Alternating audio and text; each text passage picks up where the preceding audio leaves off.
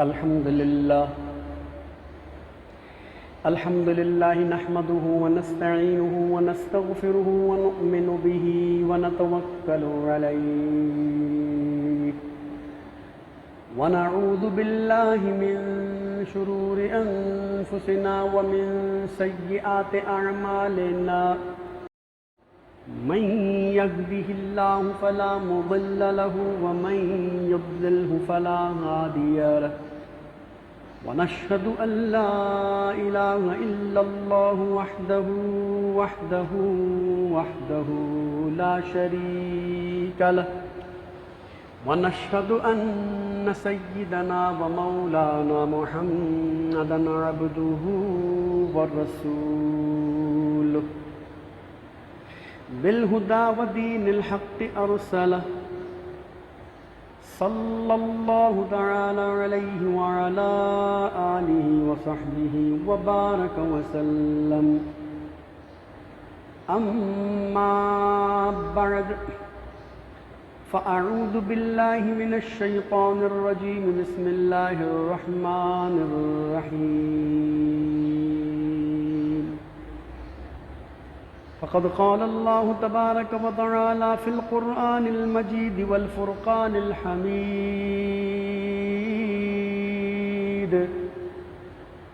وأما بنعمة ربك فحدث آمنت بالله صدق الله مولانا العظيم وصدق رسوله النبي الكريم ونحن على ذلك لمن الشاهدين والشاكرين والحمد لله رب العالمين.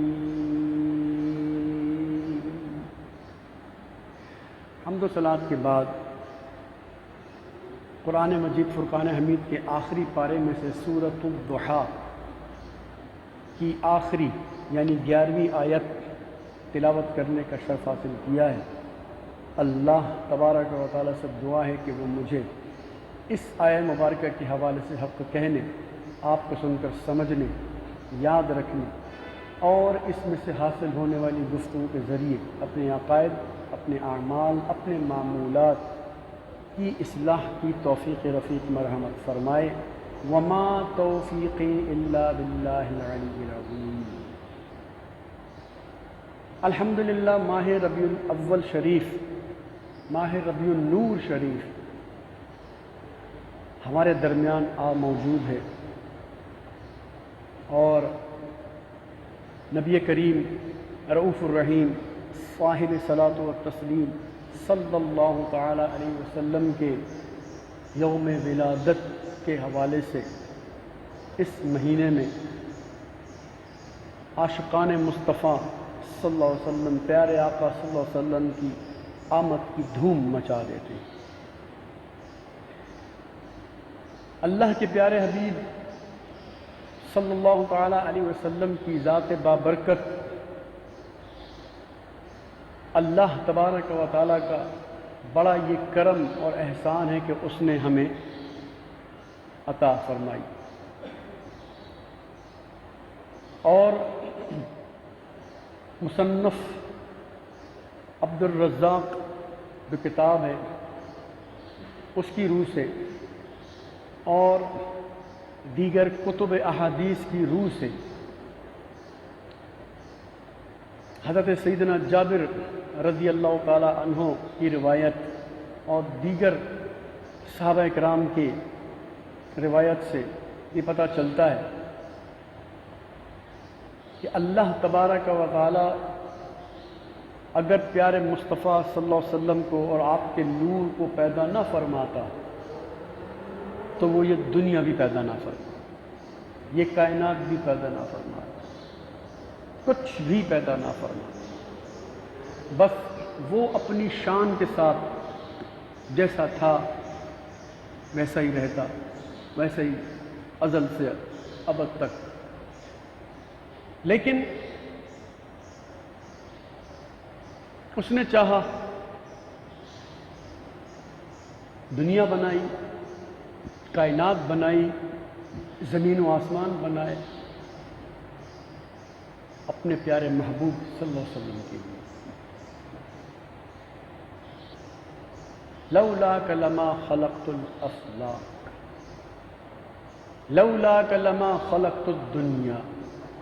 اس طرح کے الفاظ احادیث میں ہیں کہ اگر اپنے محبوب صلی اللہ علیہ وسلم کو پیدا کرنا مقصود نہ ہوتا تو یہ افلاک پیدا نہ کرتا، یہ دنیا پیدا نہ کرتا.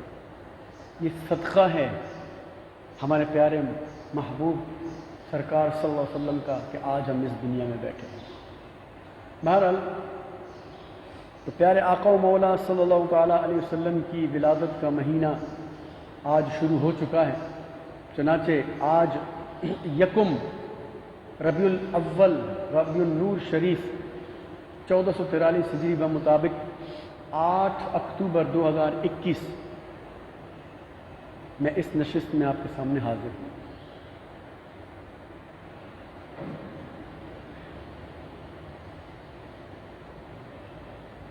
ربیع الاول اسلامی مہینے کا جو مہینے ہیں اس کا تیسرا مہینہ ہے، اور یہ مہینہ فضیلتوں اور سعادتوں کا مجموعہ ہے. کیوں؟ اس لیے کہ وہ ذات پاک جن کو اللہ کریم نے تمام جہانوں کے لیے رحمت بنا کر بھیجا، وہ عظمتوں والے نبی خاتم النبیین صلی اللہ علیہ وسلم اسی ماہ مبارک میں دنیا میں تشریف لائے. اور یوں اس مہینے کو سب فضیلتیں اور سعادتیں ہمارے پیارے آقا صلی اللہ علیہ وسلم کی ولادت کے صدقے میں نصیب ہو گئے. حضرت سیدنا امام زکریا بن محمد محمود رحمۃ اللہ تعالیٰ علیہ فرماتے ہیں کہ یہ وہ مبارک مہینہ ہے کہ جس میں اللہ پاک نے اپنے آخر نبی صلی اللہ علیہ وسلم کے وجود مبارک کو ان کے وجود مسعود کے صدقے میں دنیا والوں پر بھلائیوں، سعادتوں، رحمتوں اور برکتوں کے دروازے کھول دیے. اور اسی مہینے کی 12 تاریخ کو ہمارے پیارے آقا و مولا صلی اللہ علیہ وسلم کی ولادت ہوئی.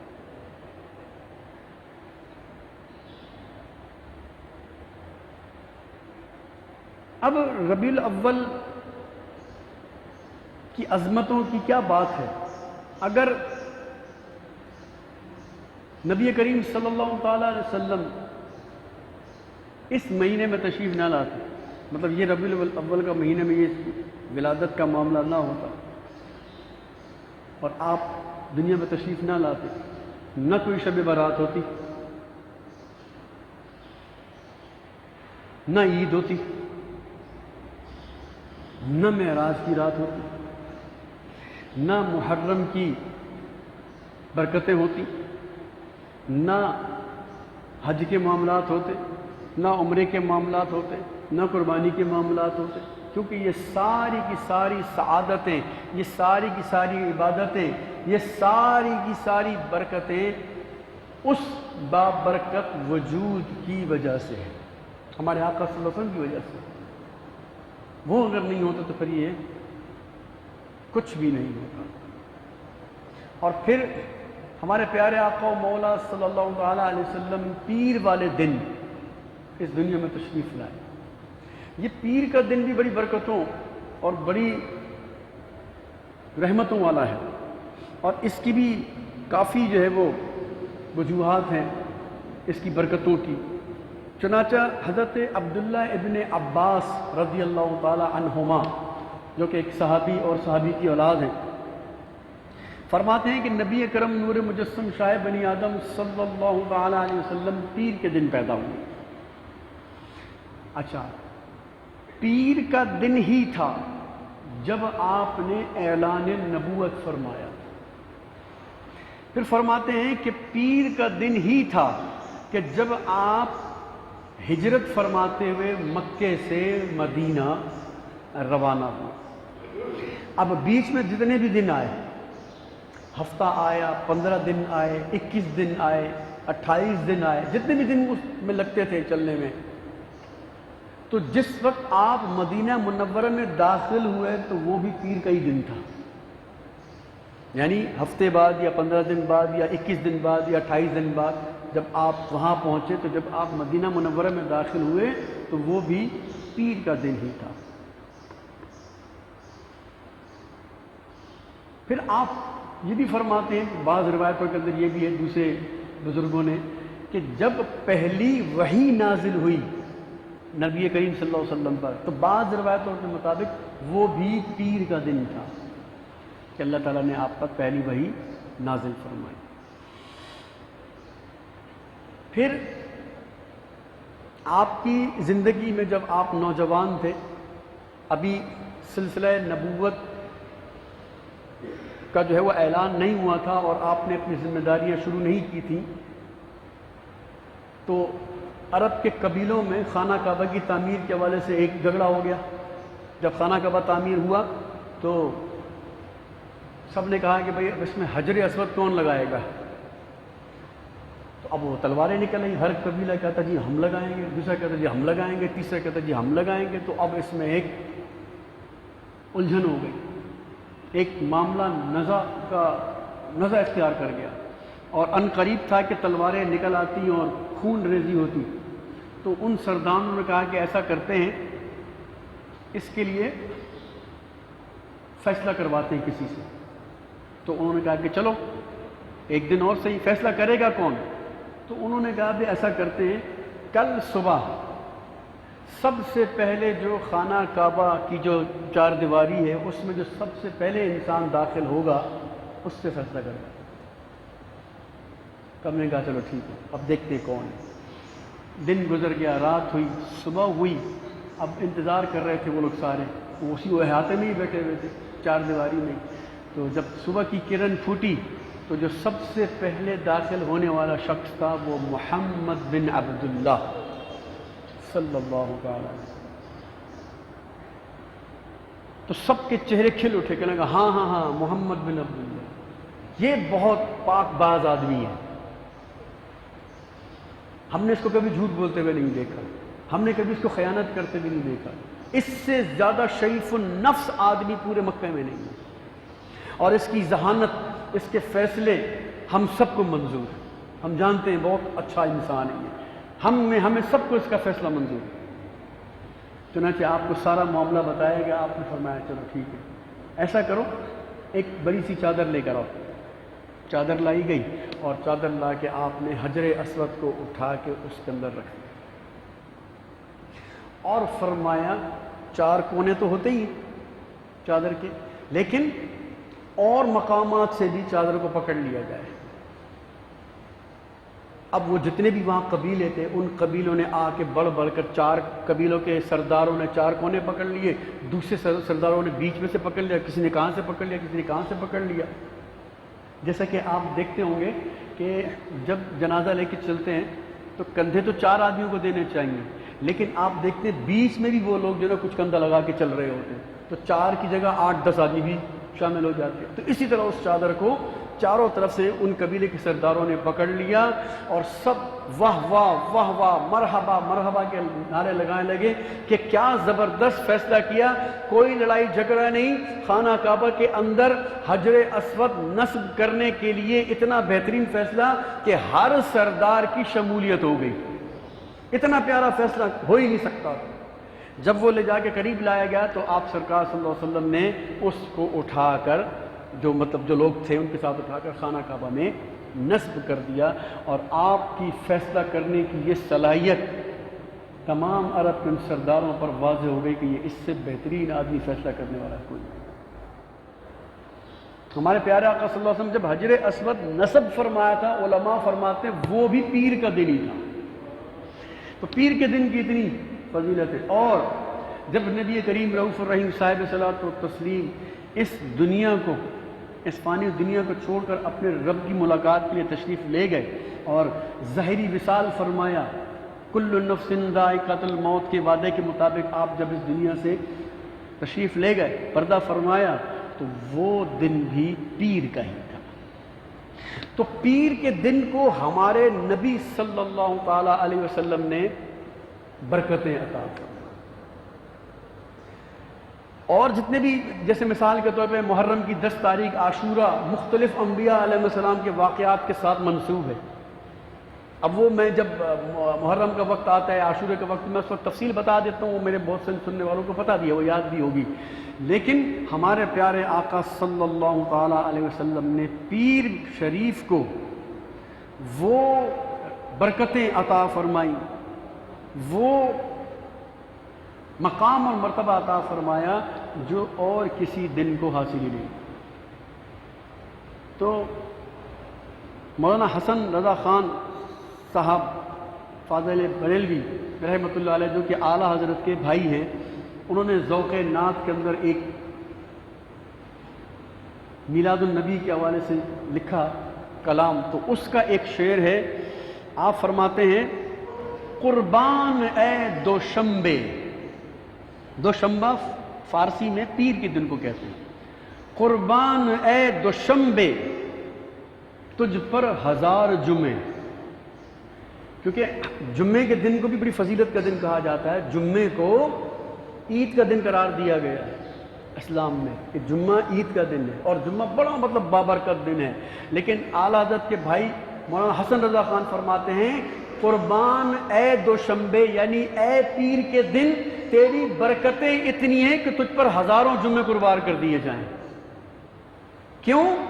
وہ فضل تو نے پایا صبح شب ولادت. پیارے ربیع الاول تیری جھلک کے صدقے چمکا دیا نصیبہ صبح شب ولادت. اچھا، بڑی مزے کی بات یہ ہے کہ جس وقت نبی اکرم نور مجسم شاہ بنی آدم صلی اللہ تعالی وسلم نے جب ولادت ہوئی تو یہ بالکل صبح صادق کا وقت تھا. اپریل کا مہینہ تھا اور 4:20 صبح کا وقت، عرب میں 4:20 کا وہ وقت تھا، یاد رکھ لیجیے. تو وہ وقت ایسا تھا کہ رات ختم ہو رہی تھی اور دن شروع ہو رہا تھا.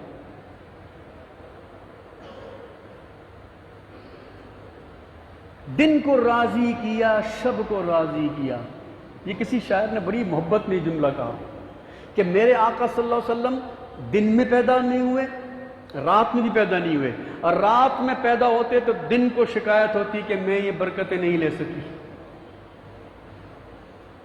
اور اگر رات میں پیدا ہوتا تو دن کو شکایت، دن میں پیدا ہوتا تو رات کو شکایت کہ یہ برکتیں مجھے نہ ملی. تو اللہ کے پیارے حبیب نے گویا دونوں کے ساتھ انصاف فرمایا کہ رات کے آخری حصے میں ولادت ہوئی، اور جب آپ تولد ہو گئے تو دن نکل آیا، یعنی دن کو بھی راضی کیا، شب کو بھی راضی کر لیا. دن کو بھی برکت عطا فرما دی، رات کو بھی برکت عطا فرما دی. میرے آقا نے ہر ایک کو راضی کیا، دن کو راضی کیا، شب کو راضی کیا. میرے آقا نے ہر ایک کو راضی کیا. تو پیارے آقا صلی اللہ علیہ وسلم نے اس طرح اتوار کی شب جو تھی ختم ہونے والی تھی، اس کے آخری لمحات میں، اور جو آگے پیر کا دن آیا تو اس کے شروع کے لمحات میں آپ دنیا میں تشریف لائے. تو اس طرح دونوں کو، رات اور دن دونوں کو، آپ کی ولادت کا یہ شرف حاصل ہو گیا. اب سیدنا شیخ عبدالحق محدث دہلوی رحمۃ اللہ تعالی علیہ ما ثبت من السنہ نامی کتاب کے اندر ارشاد فرماتے ہیں کہ بے شک نبی کریم صلی اللہ تعالی علیہ وسلم کی ولادت کی جو رات ہے، یعنی جس رات کی صبح سرکار صلی اللہ علیہ وسلم پیدا ہوئے، وہ رات شب قدر سے بھی افضل ہے. اب وہ اس کی وجہ فرماتے ہیں کہ شب قدر کے سے زیادہ شب ولادت کے افضل ہونے کی کیا وجوہات ہیں. فرماتے ہیں کہ شب قدر کو افضلیت کس نے دی؟ شب قدر کو افضلیت، یہ مقام کس نے دیا؟ ہمارے آقا صلی اللہ علیہ وسلم نے تو دیا مقام. تو جو شب قدر کو فضیلت اور مقام مرتبہ عطا فرمانے والا ہو، جس کی وجہ سے اس رات کو فضیلت ملی ہو، تو جس رات میں اور دن میں وہ پیدا ہو، اس کی اپنی افضلیت کا کیا عالم ہوگا کہ جب وہ خود کسی کو برکت دے رہا ہے. تو اس کی اپنی برکتوں کا کیا حال ہے؟ تو اس لیے کہتے ہیں کہ ولادت کی شب جو ہے وہ نبی کریم صلی اللہ علیہ وسلم کی جو ولادت والی رات ہے وہ شب قدر سے بھی افضل ہے۔ کیوں؟ اس لیے کہ شب قدر میں اللہ فرماتا ہے تنزل الملائکۃ والروح فیہا باذن ربہم من کل امر، کہ اس رات میں اللہ کی اجازت سے روح الامین فرشتے جبرائیل زمین پر نازل ہوتے ہیں اور برکتیں لٹاتے ہیں۔ تو فرمایا کہ اس پیر کی رات میں اللہ کا محبوب دنیا میں تشریف لایا، جبرائیل کا سردار دنیا میں تشریف لایا۔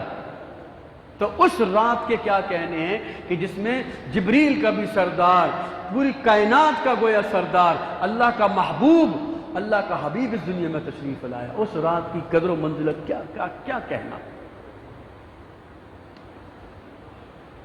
تو اس لیے میرے بھائیوں یہ بڑی بابرکت راتوں والا مہینہ ہے، ہمیں اس مہینے کا مکمل طور پہ ادب و احترام کرنا چاہیے، یہ اس کے تقاضے ہیں۔ چنانچہ کوشش کرنی چاہیے کہ اس مہینے میں زیادہ سے زیادہ نبی پاک صاحب الاولاد سیاح افلاک صلی اللہ تعالی علیہ وسلم پر کثرت سے درود پاک پڑھتے ہیں۔ اور درود پاک یقین جانیے اتنا آسان وظیفہ ہے، اتنا آسان وظیفہ ہے کہ جس سے زیادہ آسان وظیفہ کوئی ہے ہی نہیں۔ ایک بات۔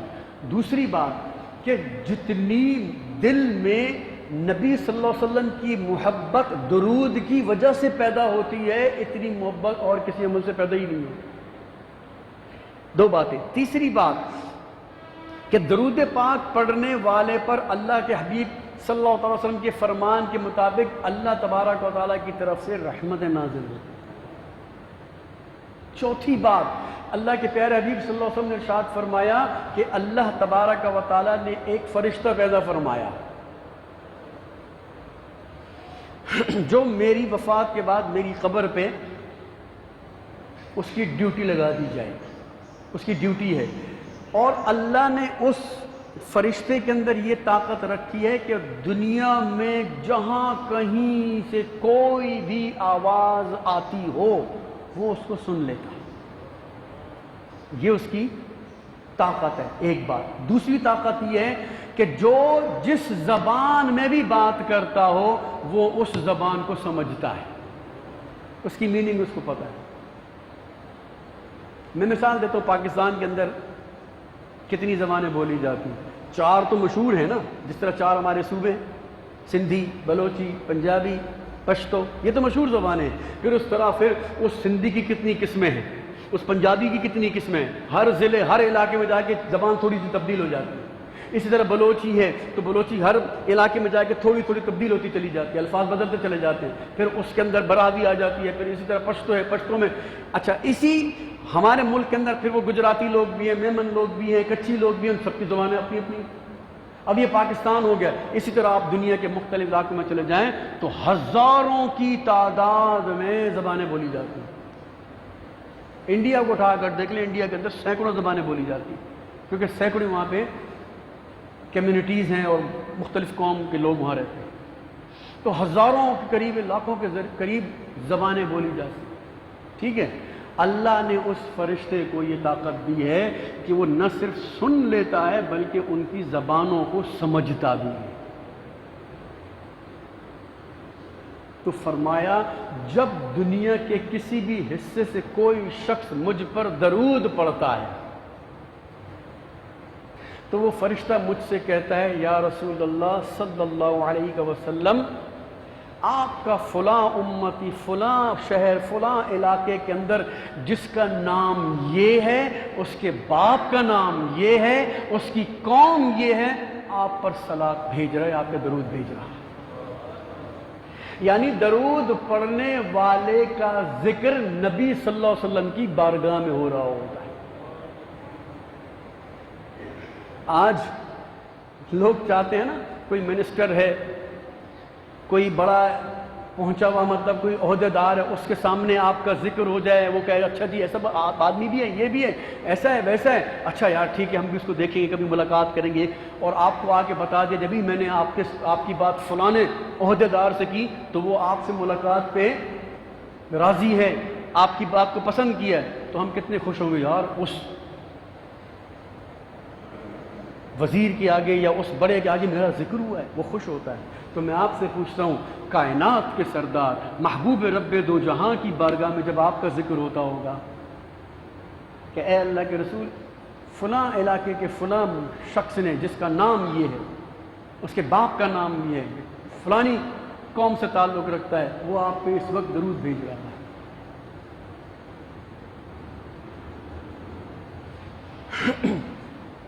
اب یہاں پر ایک چھوٹی سی بات میں کہہ کے پھر اپنی گفتگو ختم کرتا ہوں، پھر انشاءاللہ آگے اگلے جمعہ میں انشاءاللہ گفتگو کرتا رہوں گا۔ مجھے ایک بات بتائیے، آپ کی دنیاوی معلومات کے حوالے سے میں پوچھ رہا ہوں، دنیاوی معلومات کے حوالے سے پوچھ رہا ہوں۔ آج آپ کسی بھی سرکاری محکمے میں نوکری کے لیے جائیں، کسی بھی، یہاں تک کہ پیون چپڑاسی کی نوکری کے لیے بھی جائیں تو آپ سے سب سے پہلے جو پوچھا جاتا ہے وہ یہ کہ آپ کی تعلیم کتنی، ایجوکیشن کتنی۔ میٹرک یعنی 10 کلاس، اب میٹرک کی وہ ویلیو ہی ختم ہو گئی جو کسی زمانے میں ہوا کرتی تھی۔ اب انٹرمیڈیٹ، گریجویشن، ماسٹرز، یہ تمام ڈگریاں اب چلتی ہیں۔ تو ایک پیون کی نوکری کے لیے بھی انٹر کی تعلیم چاہیے۔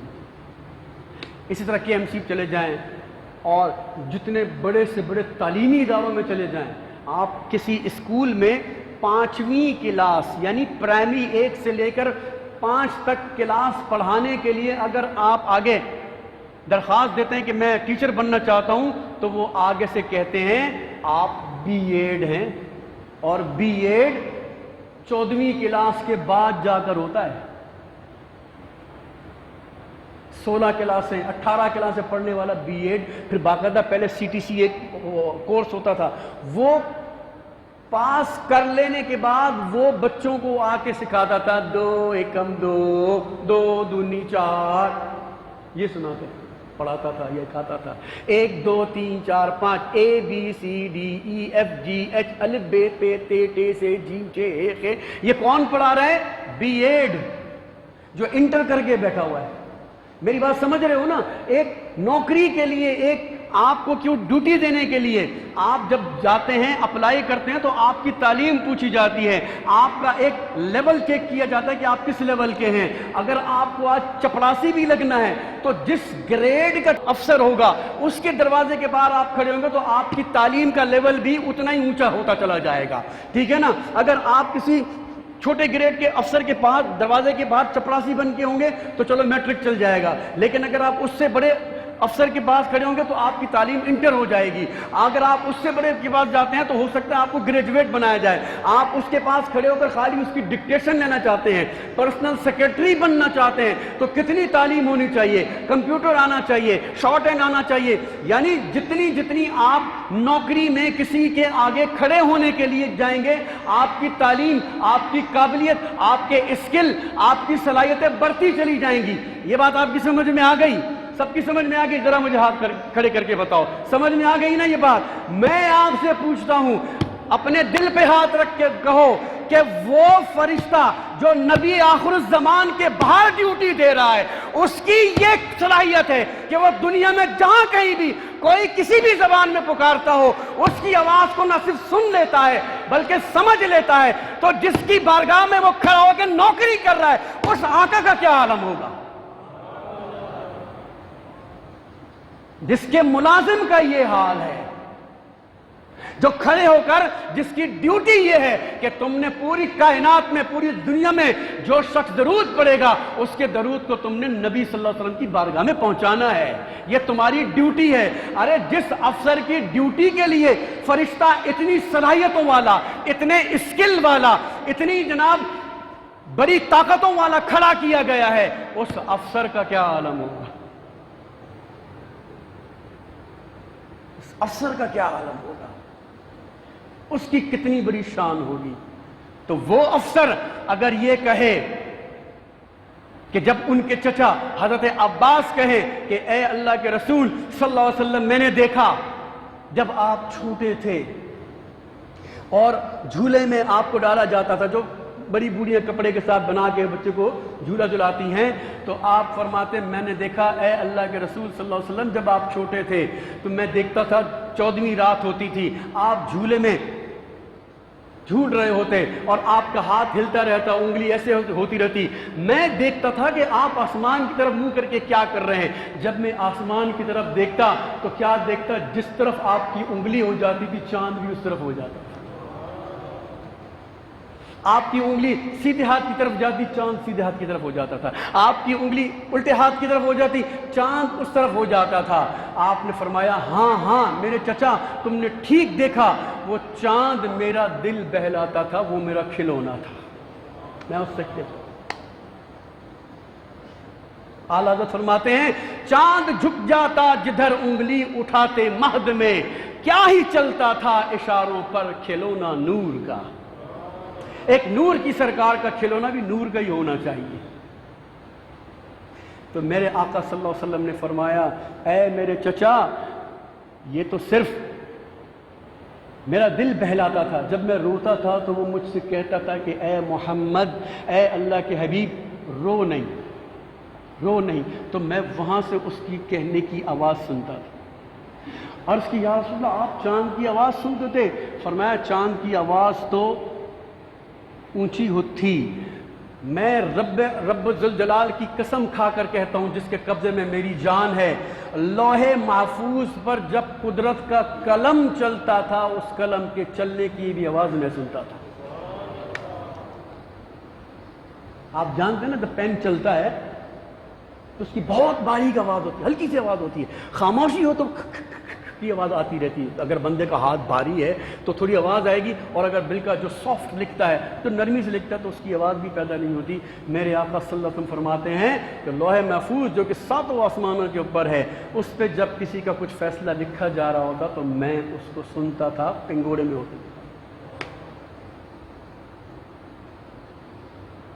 تو ایسے افسر کے لیے فرشتہ بھی ویسا ہی ہونا چاہیے کہ جب پوری روئے زمین پر جہاں کہیں بھی سرکار صلی اللہ علیہ وسلم کا درود پاک پڑھا جائے تو وہ سنیں، اور سنو عاشقو، سنو اے محبت رسول کے پیکرو، سنو میرے آقا صلی اللہ علیہ وسلم کو چاہنے والوں تم بھی سنو، میرے آقا صلی اللہ علیہ وسلم کی محبت میں اپنے دلوں کو گرمانے والوں، جھوم کر درود پڑھنے والوں، سنو تمہارے لیے خاص انعام ہے۔ میرے آقا صلی اللہ علیہ وسلم فرماتے ہیں کہ کائنات میں روئے زمین پر جہاں کوئی بھی مجھ پہ درود پڑھتا ہے وہ فرشتہ مجھے اس کا نام، اس کے باپ کا نام، اس کی قوم برادری کا نام لے کر مجھے بتاتا ہے کہ اے اللہ کے رسول فلانے نے آپ پر درود پاک پڑھا ہے، اور سنو جو مجھ پر عشق و محبت میں درود پڑھتا ہے اس کا درود میں خود سنتا ہوں۔ اللہ ایسے ہمارے آقا صلی اللہ علیہ وسلم، ایسے ہمارے آقا۔ تو اس مہینے میں اب مہینہ شروع ہو گیا ربیع الاول شریف کا، میرے آقا صلی اللہ علیہ وسلم کا مہینہ، آپ کی پیدائش کا مہینہ، آپ کی ولادت کا مہینہ، جشن ولادت کا مہینہ نور کا مہینہ، نور کے پیکر کی آمد کا مہینہ۔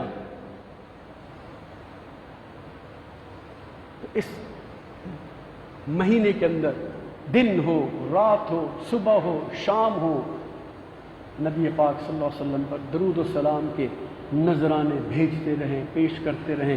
جتنا درود پاک پڑھتے رہیں گے اتنا آپ کا ذکر خیر نبی صلی اللہ علیہ وسلم کی بارگاہ میں ہوتا رہے گا کہ یا رسول اللہ دھوبی گھاٹ کی فلانی گلی کے اندر، فلانے محلے کے اندر، نیازی کالونی کی فلانی گلی میں، کھڈو لین کی فلانی گلی میں، غوث آباد کی فلانی گلی میں، نور محمد ورد کی فلانی گلی میں، فلانے گھر کے اندر فلانے نام کا فلانا بندہ جس کے باپ کا نام یہ ہے، جس کی قوم برادری یہ ہے، فلانے قبیلے سے تعلق رکھتا ہے، اے پیارے آقا آپ پر درود پاک پڑھ رہا ہے صلی اللہ علیہ وسلم۔ تو اپنا نام سرکار کی بارگاہ میں پیش کرنا چاہو گے؟ پیش کرنا چاہو گے؟ تو ایک مرتبہ میرے سامنے کم سے کم پڑھ دو، الصلاۃ والسلام علیک یا رسول اللہ، مل کر بولیے الصلاۃ والسلام علیک یا حبیب اللہ، الصلاۃ والسلام علیک یا نبی اللہ، الصلاۃ والسلام علیک یا نور اللہ، وعلی آلک واصحابک یا خاتم النبیین صلی اللہ علیہ وسلم۔ مجھے پوری امید ہے، آپ بھی یقین رکھیے، یقین پختہ ہے، کامل ہے کہ انشاءاللہ اس فرشتے نے سرکار صلی اللہ علیہ وسلم کی بارگاہ میں بتا دیا ہوگا، یا رسول اللہ دھوبی گھاٹ کے علاقے میں لیاری کی ایک مدنی مسجد کے اندر امام صاحب کے کہنے کے مطابق غلام حسین نیازی، جس کے والد کے نام عالم خان نیازی ہے، جو کہ فلانی قوم سے تعلق رکھتا ہے، ان کے تمام مقتدیوں نے مل کر اجتماعی طور پر آپ پہ درود و سلام پڑھا ہے۔ لیجئے انشاءاللہ ہم سب کا ذکر خیر پیارا آقا صلی اللہ علیہ وسلم کی بارگاہ میں ہو گیا ہوگا۔ الحمدللہ یہ بڑا خوش قسمت لمحہ تھا ہمارے لیے، اس خوش قسمت لمحے کو برقرار رکھیے، چلتے بیٹھتے اٹھتے پھرتے سوتے جاگتے جب بھی ہو پیارے آقا صلی اللہ علیہ وسلم پر درود پاک پڑھتے رہیں۔